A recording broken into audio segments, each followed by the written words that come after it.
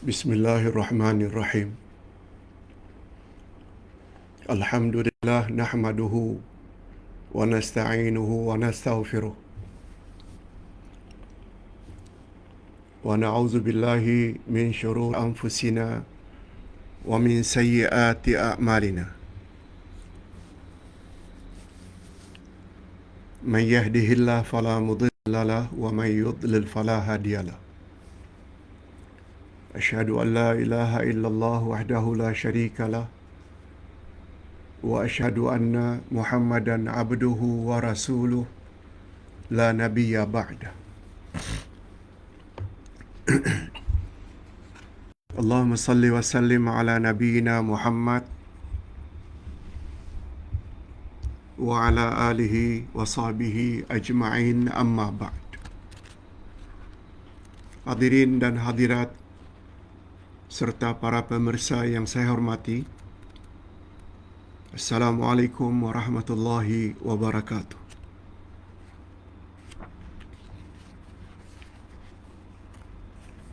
Alhamdulillah, kita bersyukur kehadiran Allah Azza wa Jalla. Berkat taufiknya kita dapat meneruskan lagi pengajian kita pada pagi ini.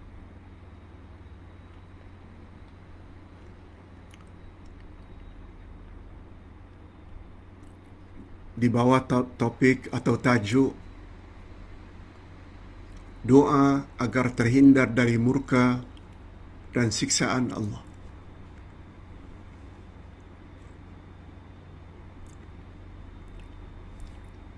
Doa agar terhindar daripada murka dan siksaan Allah. Nabi SAW telah ajar kita supaya membaca doa sebagaimana yang akan kita jelaskan sebentar lagi. Doa ini termaktub di dalam buku Himpunan 50 Doa Rasulullah sallallahu alaihi wasallam. Lihat halaman 48.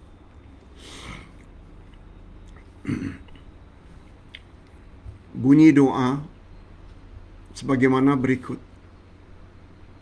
Allahumma a'udzu biridhaka min sakhatik wa bimu'afatika min 'uqubatik wa a'udzu bika minka la uhsi thana'an 'alaika anta kama athnaita 'ala nafsik. Sekali lagi, doa yang akan kita bahas dan syarahkan pada pagi ini bertajuk doa agar terhindar daripada murka dan azab Allah atau siksaan Allah.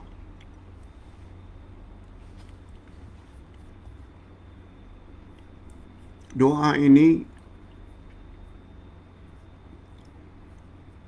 datangnya dari Aisyah radhiyallahu anha, isteri kesayangan Rasul, dan derajatnya sahih. Riwayat Imam Muslim. Nomor hadisnya 486. 486. Bunyi doa pendek saja.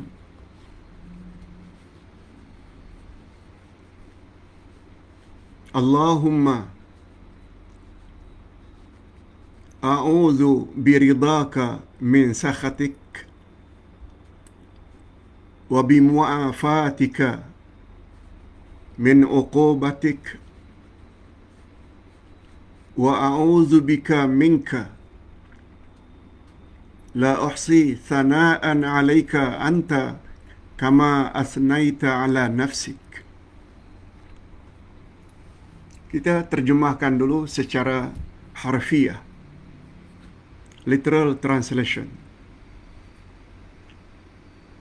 Allahumma, ya Allah, ya Tuhan kami. Itu makna Allahumma atau ya Allah.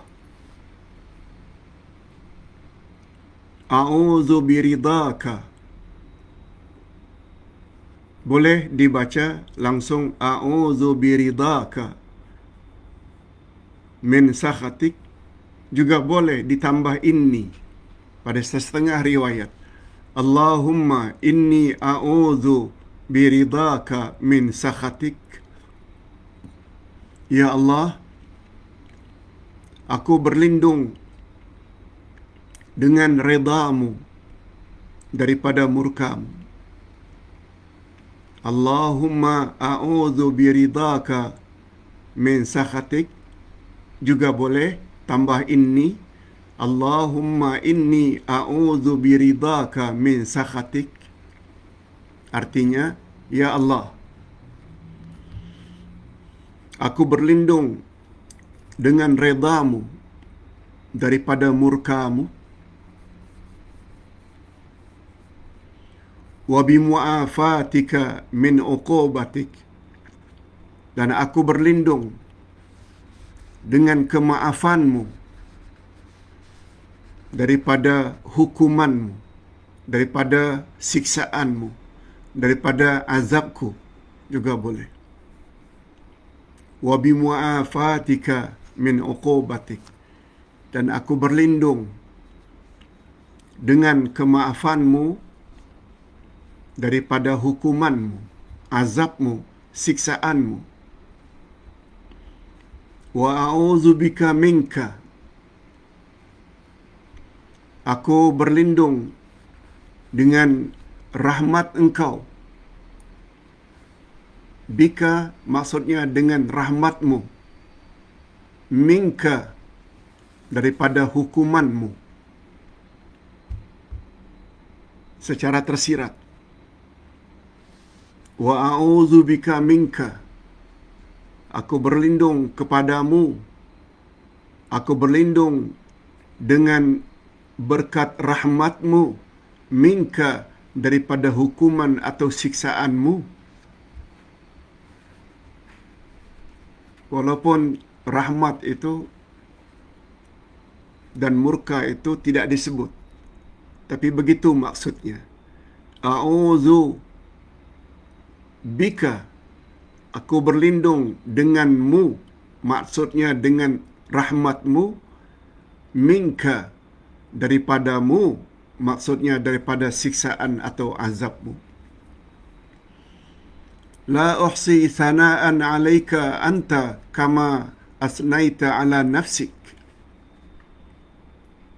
Nah, bahagian akhir ini mengandung pengakuan kita.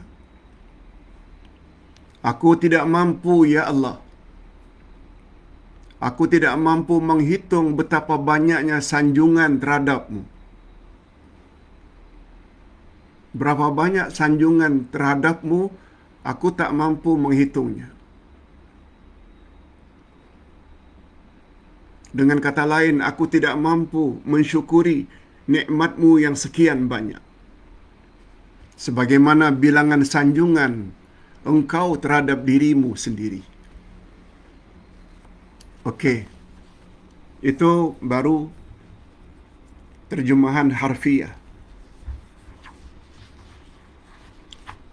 Berikut ini kita akan jelaskan dengan lebih detail terjemah maknawiyah.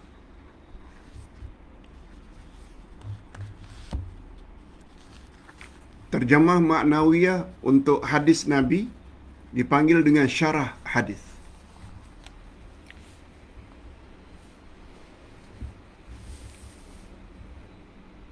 Hadis ini datangnya daripada Aisyah radhiyallahu anha.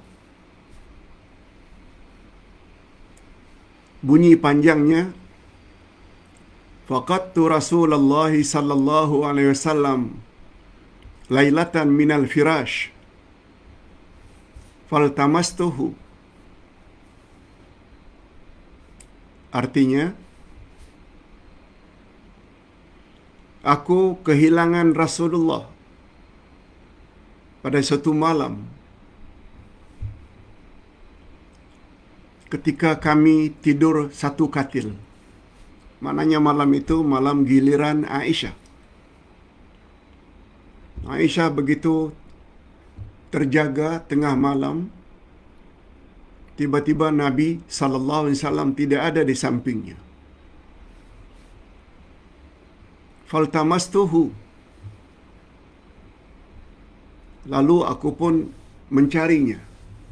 Aku meraba-raba karena gelap malam dan Nabi biasanya tidur tanpa cahaya, tanpa pelita, dalam keadaan gelap.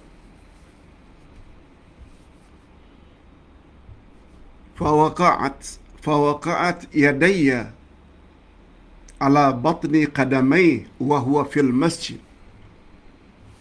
Begitu aku meraba-raba, tiba-tiba tanganku tersentuh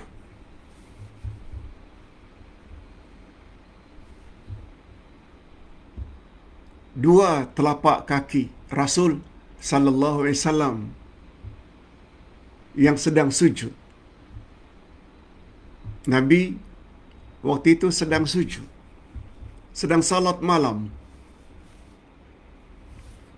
Begitu Aisyah mencari melalui tangannya sebab tak nampak, gelapnya malam. Tiba-tiba Nabi terpegang dua telapak kaki yang sedang ditegakkan. Baginda sedang sujud fil masjid, di dalam masjid. Masjid di sini maksudnya tempat baginda dan Aisyah salat pada suatu tempat khas dalam rumahnya. Walaupun rumahnya kecil, tapi ada khas yang dipanggil dalam bahasa Arab Masjidul Bait. Masjidul Bait. Masjid rumah. Satu rumah yang dikhaskan untuk salat. Bilik dalam rumah yang dikhaskan untuk salat dengan keluarga.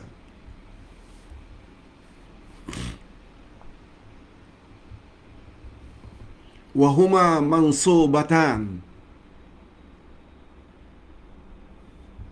Dan kedua-dua kaki Nabi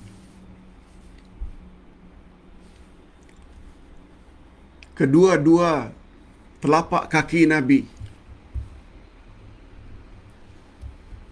tegak. Begitu terpegang oleh Aisyah radhiyallahu anha. Dan ketika itulah aku mendengar Rasulullah sallallahu alaihi wasallam membaca doa ini. Allahumma a'udzu biridhaka min sakhatik wa bimu'afatika min uqubatik.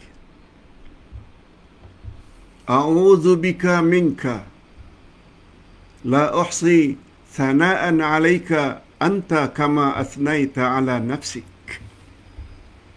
Maknanya doa ini dibaca oleh Nabi dalam sujud. Lebih-lebih lagi sujud pada waktu sepertiga akhir malam, sebab Nabi sedang qiyam. Hadirin dan hadirat serta para pemirsa yang saya hormati. Hadis ini diriwayatkan oleh Siti Aisyah radhiyallahu anha. Derajatnya sahih. Riwayat Imam Muslim.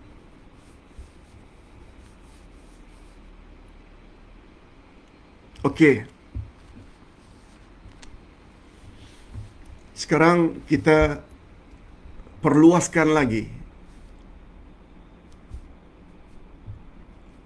makna doa tadi.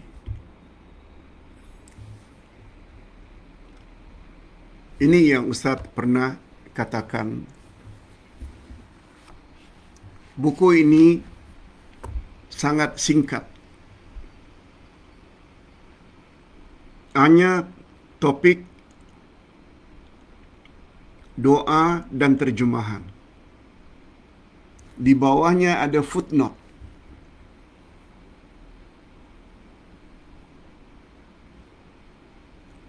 Tapi Ustaz bercadang buku ini akan dijelaskan dengan lebih terperinci dengan terjemah maknawiyah, iaitu syarahannya. Ini antara lain syarahannya.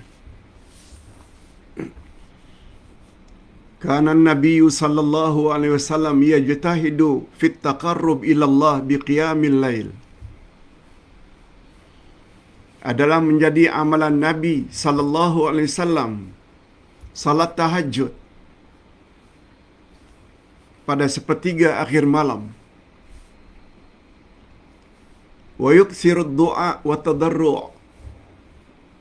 Beliau memperbanyak doa dalam salat malamnya, dalam tahajudnya, dengan merendahkan diri serendah-rendahnya.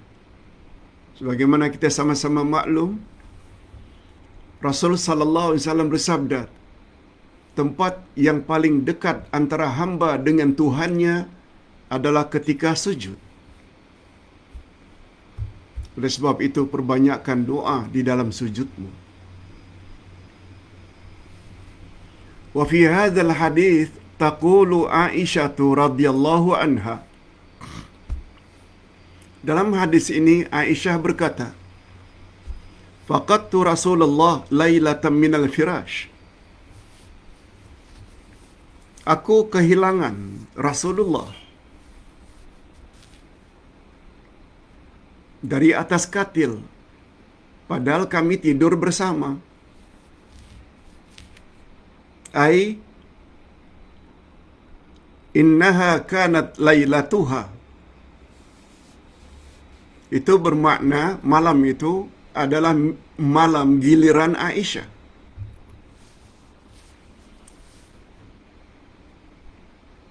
Fastaiqaztu minal laili falam tajidin nabi.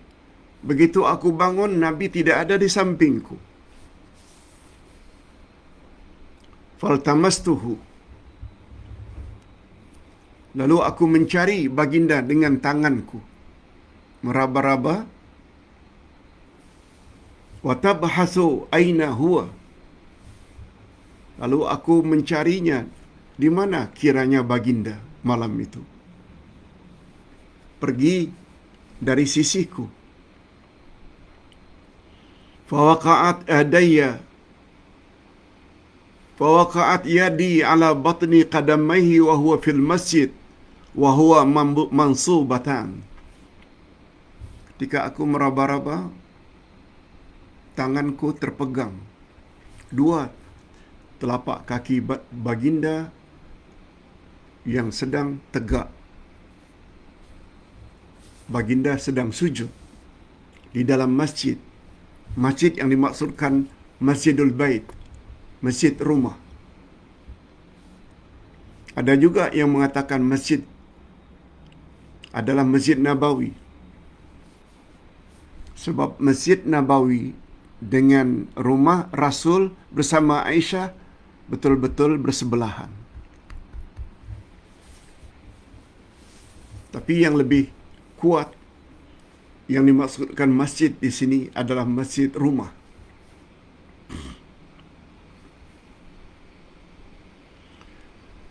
Lamasat biyadiha qadama Rasulillah sallallahu alaihi wasallam wa huwa fi hali sujudi.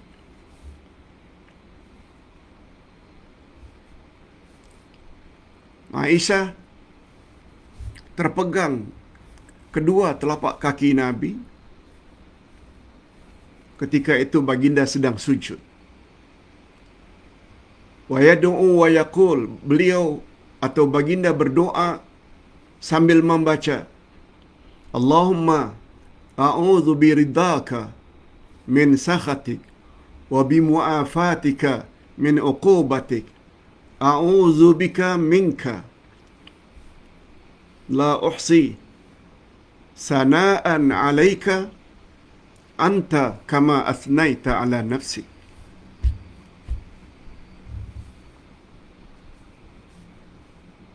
Nah, sekarang kita ingin lihat terjemahan satu demi satu, bahagian demi bahagian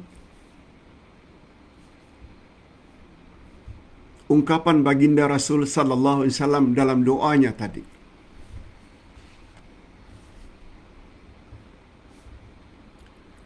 Allahumma a'udzu biridhaka min sakhatik. Maknanya, ya Allah,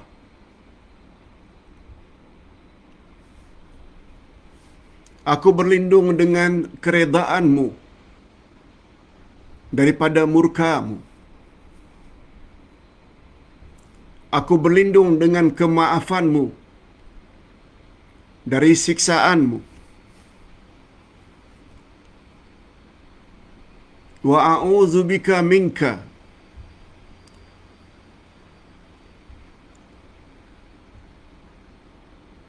Aku berlindung dengan semua sifat-sifat yang terpuji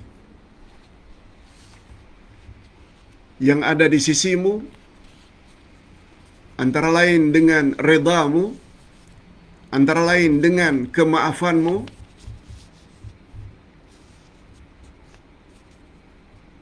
minka, daripada segala sifat-sifat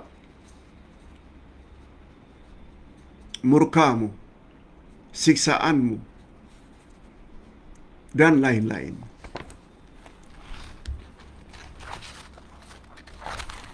Hadirin dan hadirat serta para pemirsa yang saya hormati.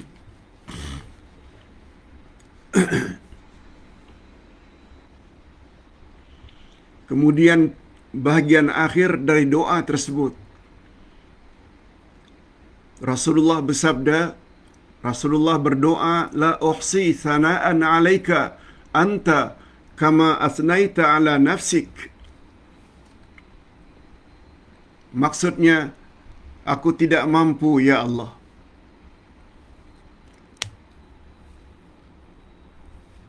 untuk menyempurnakan kesyukuranku kepadamu dengan kesyukuran yang sebenar-benarnya. Aku tak mampu, ya Allah, terhadap segala nikmat yang telah Engkau limpahkan kepadaku.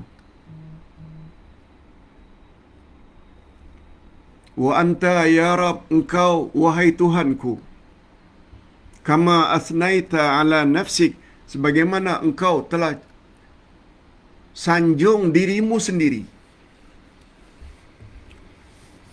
Aku tak mampu, ya Allah, untuk menyanjungmu sebagaimana yang Engkau telah sanjung dirimu. Kata ulama hadis ketika mensyarah bahagian ini, wa hadza i'tirafun bil ajzi an ada'i syukrin ni'am. Ia membawa makna i'tiraf, pengakuan kita bahawa kita tidak mampu untuk menunaikan rasa syukur terhadap nikmat yang Allah telah anugerahkan kepada kita. Yes, itu maksudnya. Itu pengakuan kita. Dan pengakuan sangat mustahak. Ustaz buat contoh. Nabi Yunus ketika ditelan oleh ikan, dibawa ke dasar laut, dalam keadaan yang begitu sempit dan gelap gulita, maklum dalam perut ikan.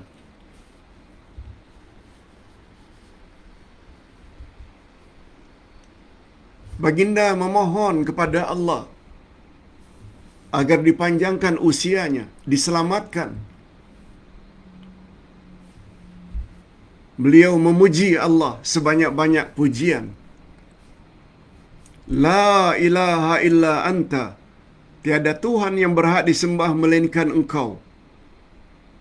itu mengandung unsur tauhid.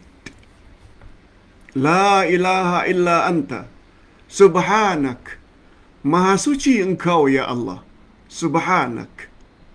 Itu tasbih. Yang pertama tahlil, la ilaha illa anta sama dengan la ilaha illallah, subhanak, maha suci engkau dari segala kekurangan dan keaiban. Maha suci engkau daripada kecacatan. Itu tasbih. Dan terakhir, inni kuntu minaz zalimin. Sesungguhnya aku termasuk orang-orang yang zalim. Sesungguhnya aku termasuk orang yang banyak berbuat dosa.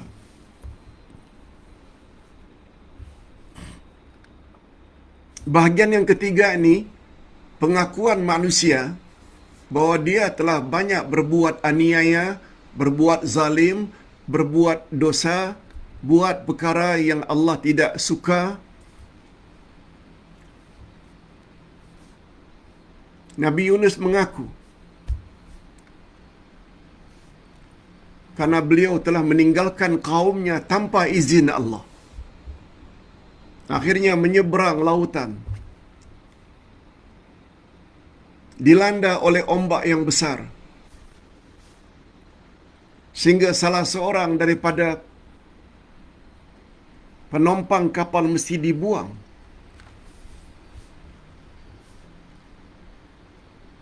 Ternyata yang membuang dirinya itu dari penumpang-penumpang yang ada adalah Yunus, karena dia merasa berdosa meninggalkan kaumnya tanpa izin Allah. Itu maksudnya, inni kuntu minaz zalimin. Sesungguhnya aku telah berbuat zalim, meninggalkan kaum tanpa izinmu ya Allah. Berbeza dengan Nabi Muhammad sallallahu alaihi wasallam berhijrah dari Mekah ke Madinah, itu atas arahan Allah. Itu sebabnya baginda selamat walaupun dikejar oleh orang-orang kafir. Berbeza dengan Nabi Yunus. Di situ letaknya pengakuan. Sebagaimana pengakuan kita di dalam doa tadi.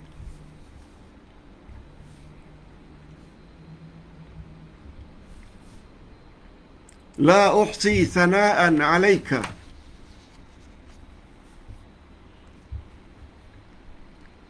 anta kama asnaita 'ala nafsik. Aku tidak mampu ya Allah untuk mensyukuri nikmat-Mu yang sekian banyak. Itu maknanya pengakuan kita. Ini juga boleh mengakibatkan atau memberi kesan doa kita dikabulkan oleh Allah.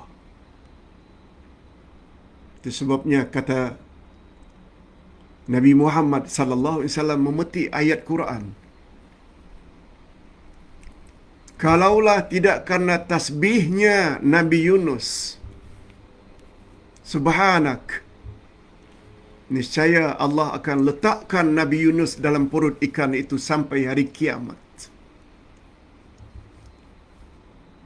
Cuba bayangkan betapa powernya.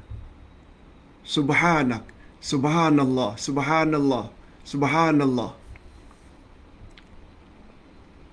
Sebagaimana sabda Nabi dalam hadis sahih riwayat Imam Bukhari dan Imam Muslim. Kalimatani khafifatani fil lisan, saqilatani fil mizan, habibatani ila rahman, subhanallah wa bihamdihi, subhanallahil azim. Dua kalimat sangat ringan diucap oleh lidah, tetapi ganjarannya sangat berat dalam timbangan pada hari berhisab. Dan dua kalimat tersebut sangat disukai oleh Allah yang Maha Pengasih. Apa dia? Subhanallahi wa bihamdihi, subhanallahil azim. Tasbih. Allahu Akbar. Allahu Akbar. Hadirin dan hadirat rahimakumullah. Okey. Setelah kita mengerti terjemahan harfiah doa dan syarahan doa terjemah maknawiyah, sekarang kita sampai kepada kesimpulan. Ada 5-6 kesimpulan daripada doa Nabi sallallahu alaihi wasallam tersebut.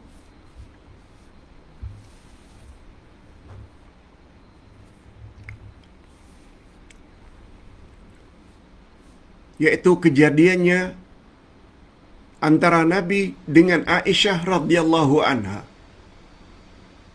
Bagaimana perbuatan Aisyah?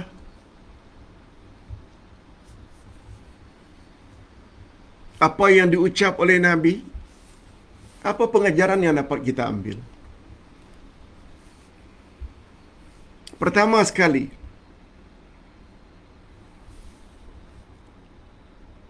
pelajaran yang pertama, Rasulullah sallallahu alaihi wasallam sangat mengutamakan bangun malam, qiyamul lail,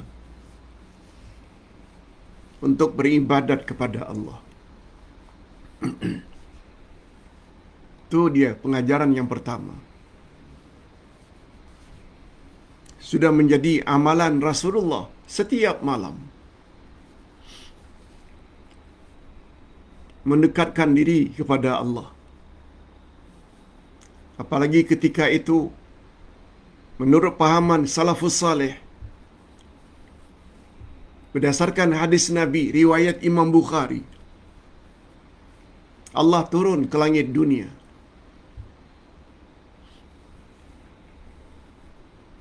Jangan bincang bagaimana Allah turun. Tapi yang jelas, dalam hadis sahih riwayat Imam Bukhari, Allah turun ke langit dunia. Langit dunia maknanya langit yang paling dekat dengan dunia, dengan bumi.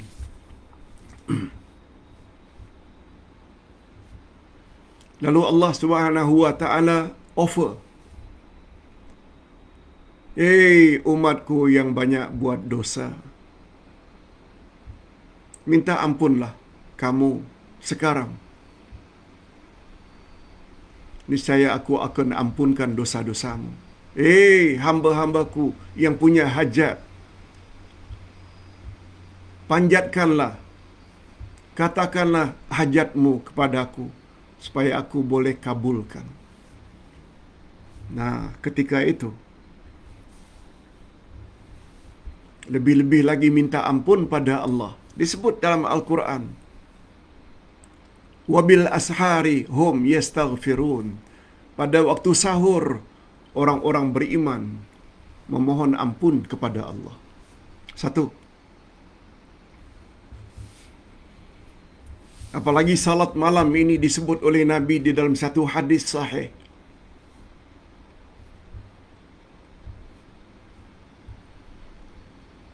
Tidak ada salat yang paling afdal setelah salat-salat fardu kecuali salat malam. Salat fardu memang kita tak nafikan. Zuhur, asar, maghrib, isyak, subuh, ini yang paling penting, wajib. Tapi setelah yang 5 ini, yang paling afdal itu adalah salat malam. Usahakan supaya jangan kita tinggalkan salat malam, sama ada tahajud atau witir. Kita berpindah kepada pengajaran yang kedua.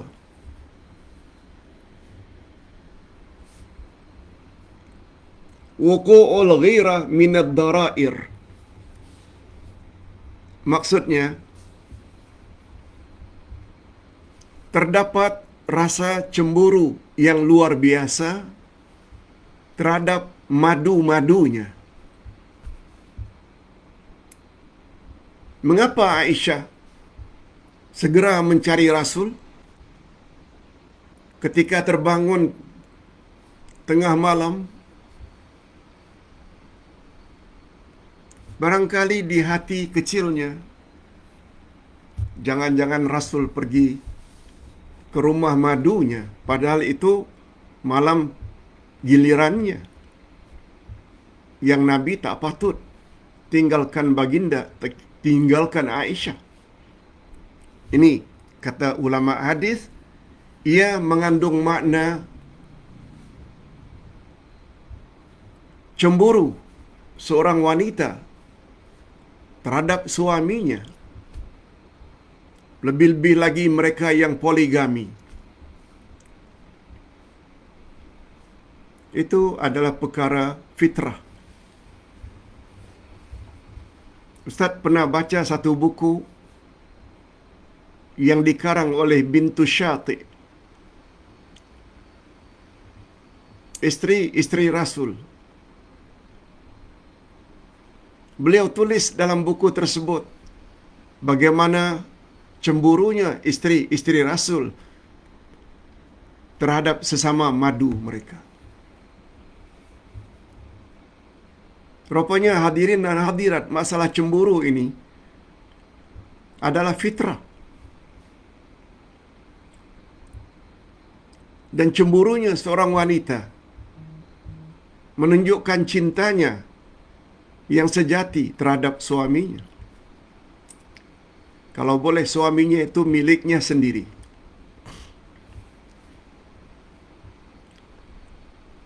Kita tak boleh katakan bahawa cemburu itu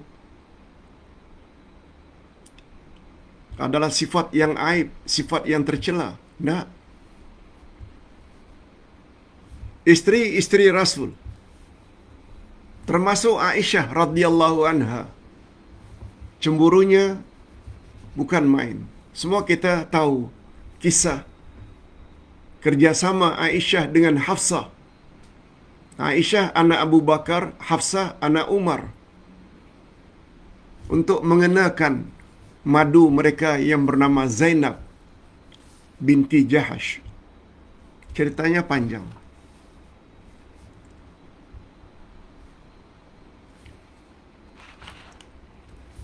Cuma yang tak boleh itu adalah cemburu secara membuta tuli. Jangan keterlaluan. Tapi adanya sifat cemburu itu biasa. Pengajaran yang ketiga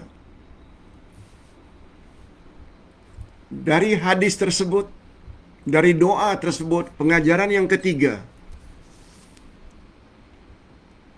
Allah Subhanahu wa taala sememangnya punya sifat redha dan juga sifat murka.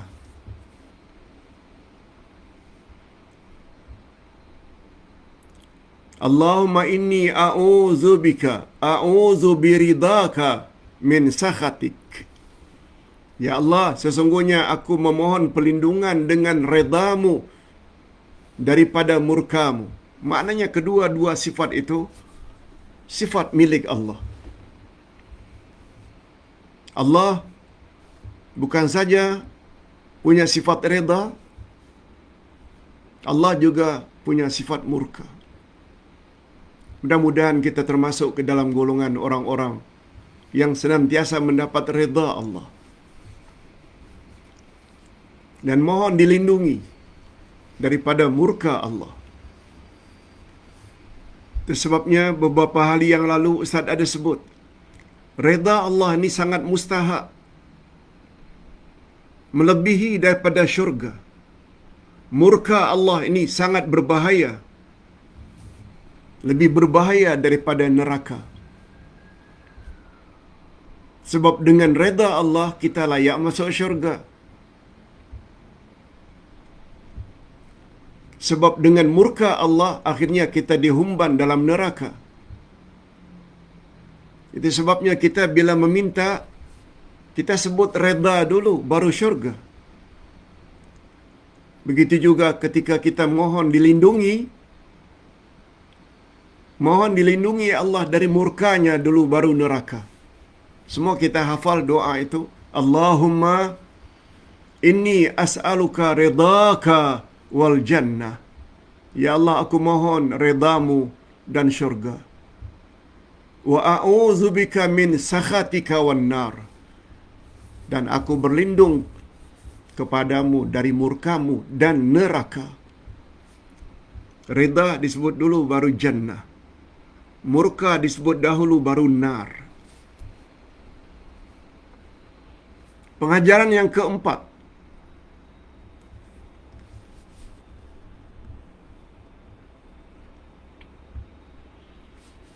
Kita boleh memohon kepada Allah Subhanahu wa taala dengan menyebut sifat-sifatnya. Ustaz ulang. Ya Allah. Betul. Wahai Tuhanku. Ya Rabbi. Wahai Tuhanku. Rabbana. Wahai Tuhan kami. Allahumma. Ya Allah.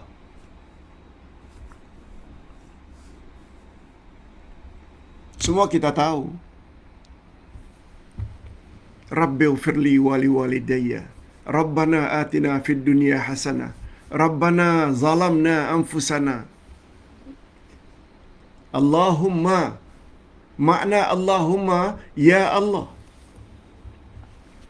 Itu biasa.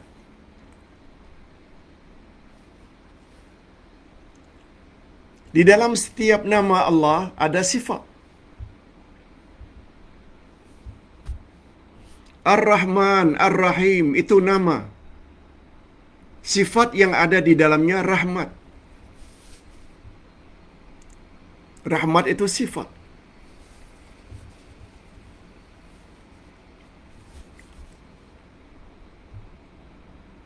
Ar-Radi, Allah yang meredai. Sifatnya reda.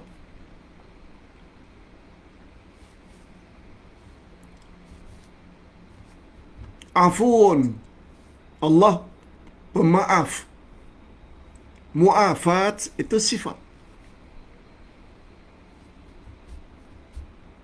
Maksudnya, selain memohon kepada Allah dengan menyebut Ya Allah atau Allahumma, Rabbi atau Rabbana, itu biasa. Tetapi kita juga boleh memohon kepada Allah melalui sifatnya.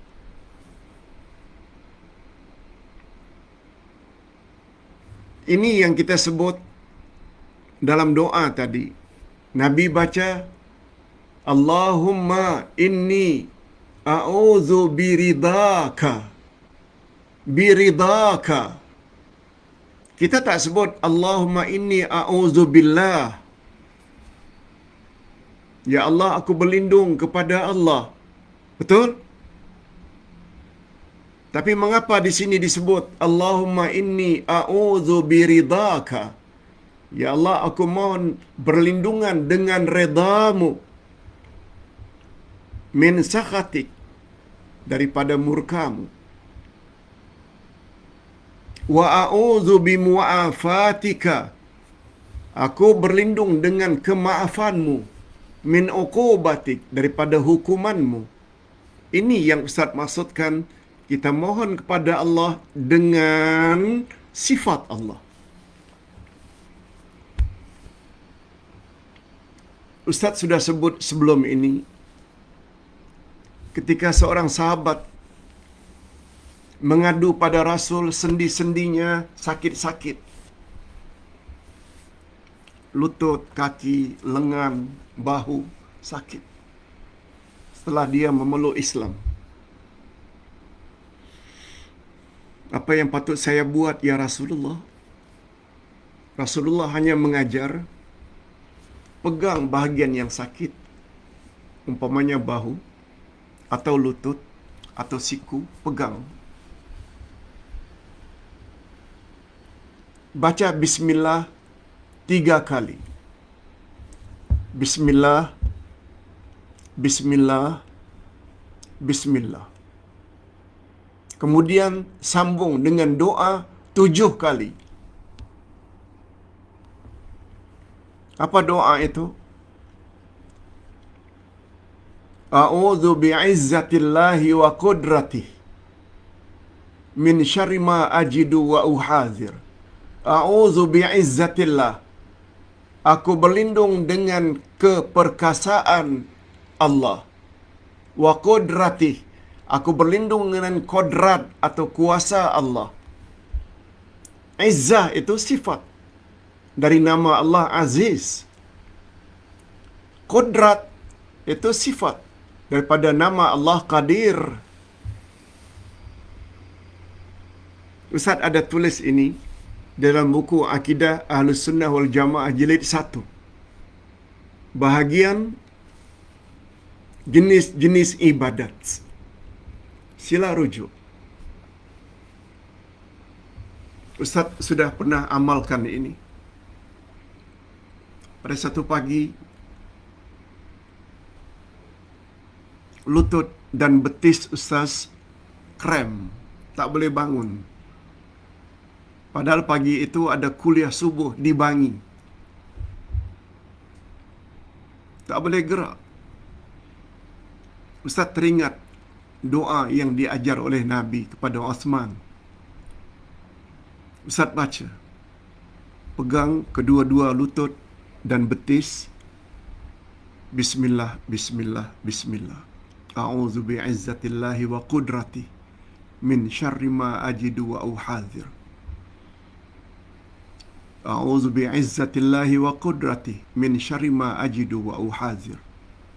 A'udzu bi'izzatillahi wa qudrati min syarri ma ajidu wa uhadzir. Sampai 7 kali. Ya Allah, aku mohon perlindungan dengan keperkasaanmu dan kuasamu dari segala penyakit yang aku alami. Hadirin dan hadirat, langsung Ustaz boleh duduk dan berdiri pergi ke bilik air tanpa rasa sakit. Kemudian kita tambahlah, ya Allah, pagi ini saya ada ceramah tafsir di Bangi. Tentu jamaah di sana sedang menunggu. Aku bertawasul kepadamu ya Allah melalui amal-amal saleh yang telah dan yang akan aku lakukan, yaitu untuk menyampaikan kebenaran kepada mereka. Tolong ya Allah. Itu sebagai tambahan. Tapi yang mustahak baca doa tadi. Langsung Allah sembuhkan. Hadirin dan hadirat rahimakumullah. Ustaz kalau cerita seperti itu bukan bermaksud tidak membanggakan diri, tapi sekedar menceritakan pengalaman. Begitu power doa-doa yang diajar oleh Nabi sallallahu alaihi wasallam. Yang mustahak kita kena yakin. Keyakinanlah yang membuat biasanya sesuatu doa itu dikabulkan oleh Allah Azza wa Jalla. Okey. Kita tambah lagi pengajaran yang kelima. Menurut sunnah Nabi, bila sujud, dua telapak kaki hendaklah ditegakkan. Dua telapak kaki, kalau ini telapak kaki, ditegakkan. Sambil ujung-ujung jari ini kita lekukkan menghadap ke arah kiblat. Ujung-ujung jari kaki hendaklah kita tekan sehingga menghadap ke arah kiblat. Dan kedua kaki itu dirapatkan. Bukan renggang, tapi dirapatkan. Itu sunnah Nabi. Sebagaimana yang diceritakan oleh Aisyah radhiyallahu anha. Beliau pegang dengan satu tangan, tapi terpegang kedua-dua kaki Nabi. Menunjukkan rapatnya kaki Nabi yang ditegakkan ketika sujud. Itu pengajarannya.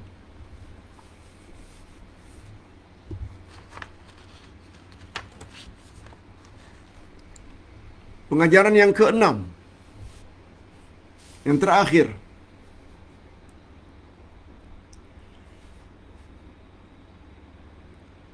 Rasulullah sallallahu alaihi wasallam tidak membatalkan salatnya karena dipegang oleh Aisyah dengan tangannya.